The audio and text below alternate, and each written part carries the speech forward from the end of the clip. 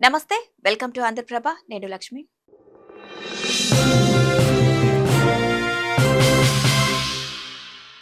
ఉల్లి చేసే మేలు తల్లి కూడా చేయలేదన్న సామెతను దాదాపు ప్రతి ఒక్కరు వినే ఉంటారు. ఇది కేవలం సామెతే కాదు, నిజం కూడా.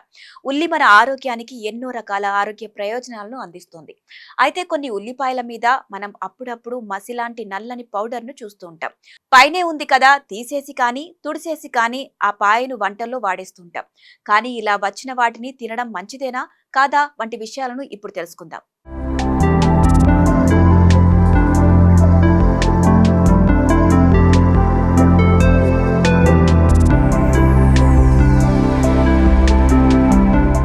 ఉల్లిపాయ పొరలపై కనిపించే నల్లని మసిలాంటి పదార్థాన్ని చాలా మంది తేలిగ్గా తీసేస్తుంటారు. కానీ నిజానికి అవి ఒక రకమైన ఫంగస్. దీన్ని శాస్త్రీయ నామం అర్ఫస్ జిలాస్ నైగస్ కాగా, ఇది సాధారణంగా నేలలో వృక్ష సంబంధిత పదార్థాలపై వృద్ధి చెందుతూ ఉంటుంది.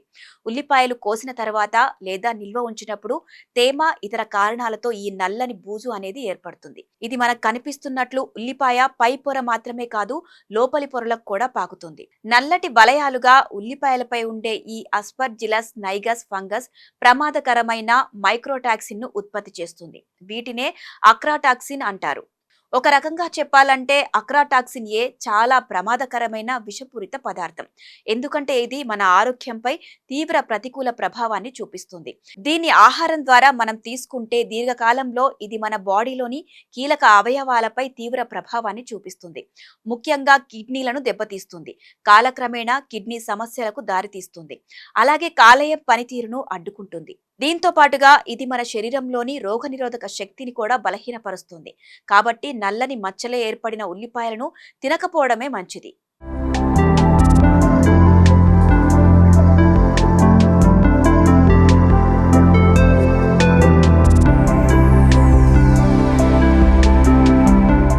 మీరు మార్కెట్ నుంచి ఉల్లిపాయలను తీసుకొచ్చే సమయంలో మంచి నాణ్యత కలిగిన ఉల్లిపాయలను ఎంచుకోవాలి.